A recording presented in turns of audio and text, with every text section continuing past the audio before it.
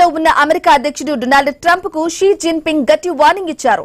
మా దేశ అంతర్గత వ్యవహారాల్లో వేలు పెడితే అమెరికాతో యుద్ధానికి కూడా వెనకాడేదే.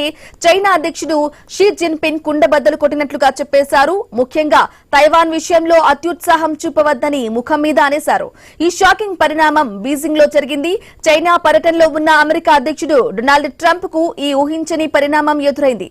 అసలు చైనా తైవాన్ మధ్య ఉన్న ఆ పాత గొడవ ఏంటి?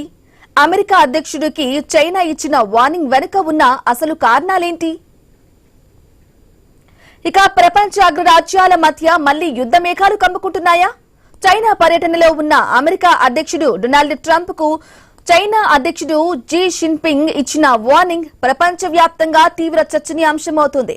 పశ్చిమాసియా ఉద్రిక్తతలు, హర్ముజ్ జలసంధి దిగ్బంధం, దానివల్ల ఏర్పడిన పరిణామాలు, ద్వైపాక్షిక అంశాలు ఎజెండాగా యుఎస్ అధ్యక్షుడు ట్రంప్, చైనా అధ్యక్షుడు షీ జిన్పింగ్ మధ్య బీజింగ్ లోని గ్రేట్ హాల్ ఆఫ్ పీపుల్స్ లో సుమారు 2 గంటల పాటు భేటీ సాగింది. ఇక ఎజెండాలోని మిగతా అంశాల కన్నా తైవాన్ విషయంలోనే చైనా ఎక్కువగా మాట్లాడింది. తైవాన్ అంశంపై చైనా ఎంత సీరియస్ గా ఉందో షీ జిన్పింగ్ ఈ సందర్భంగా స్పష్టం చేశారు. తైవాన్ కు అమెరికా సైనిక సాయం అందించడంపై చైనా అధ్యక్షుడు చాలా సీరియస్ అయ్యారు. తైవాన్ తమ దేశంలో అంతర్భాగమని, తమ నుంచి తైవాన్ ను వేరు చేసే ప్రయత్నాలు చేయవద్దని మాస్ వార్నింగ్ ఇచ్చారాయన. తమ మాట విని తప్పుకోకుంటే తర్వాత తీవ్ర స్థాయి ఘర్షణకు తాము వెనకాడబోమని చైనా బాస్ అల్టిమేటం ఇచ్చారు.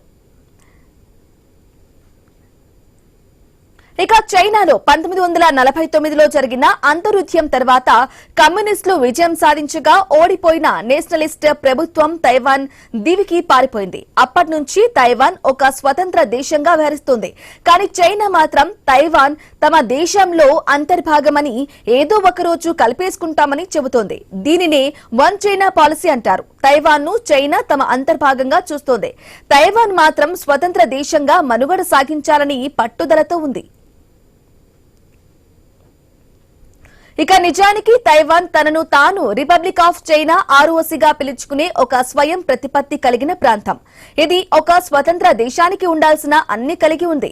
అయితే అంతర్జాతీయంగా దీనిని స్వతంత్ర దేశంగా గుర్తించడంలో వివాదం ఉంది. People's Republic of China Taiwan ను తమ దేశంలో ఒక భాగంగా భావిస్తోంది.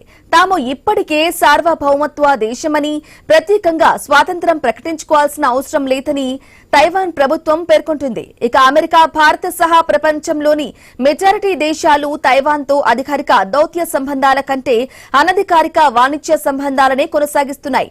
కొన్ని దేశాలు మాత్రమే తైవాన్ ను అధికారికంగా ఒక స్వతంత్ర దేశంగా గుర్తిస్తున్నాయి. ప్రస్తుతం తైవాన్ ఐక్యరాజ్య సమితిలో సభ్య దేశం కాదు కాబట్టి దీన్ని ఒక దేశంగా చూడడం లేదు.